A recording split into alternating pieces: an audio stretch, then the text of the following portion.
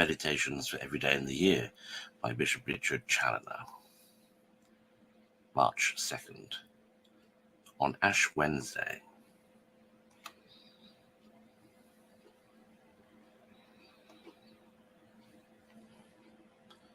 Consider first how God calls upon us by his prophet in the lesson of this day. Be converted to me, saith he, with all your heart, in fasting and in weeping and in mourning, and rend your hearts and not your garments, and turn to the Lord your God. Joel 2:12-13. Christians, hearken to this summons from heaven. Oh, let it sink deep into your souls. And if this day you hear the voice of God sweetly inviting you, turn to him in good earnest. Now at this holy season harden not your hearts, lest provoked by your impenitence he turn away from you, and you die in your sins. O let us repeat and amend, as we are admonished by the Church on this day, whilst we have time, lest being overtaken by death, which is ever following at our heels, we should seek for time of penance, and not be able to find it.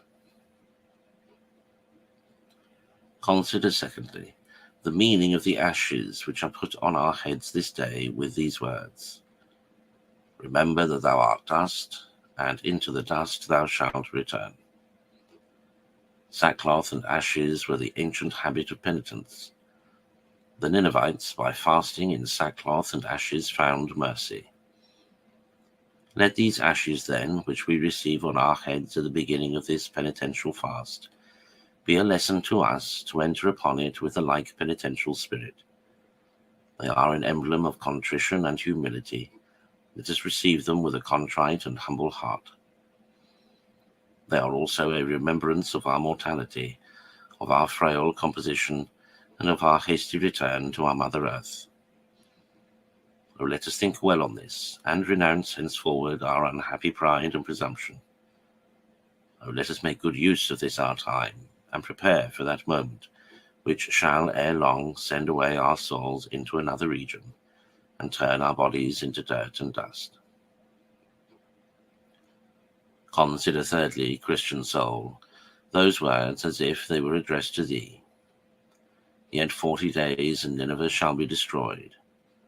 Jonas 3:4.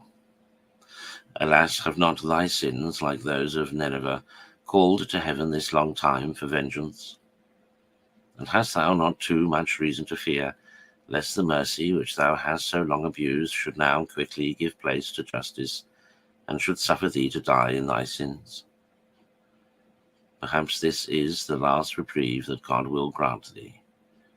In all appearance, the good use or the abuse of these 40 days may determine thy lot for an eternity. Conclude then to spare no pains to avert the judgment that hangs over thy head, and so spend these 40 days of reprieve in suing for mercy, after the manner God has appointed, that is, by fasting, weeping, and mourning, that thou mayest effectually find it.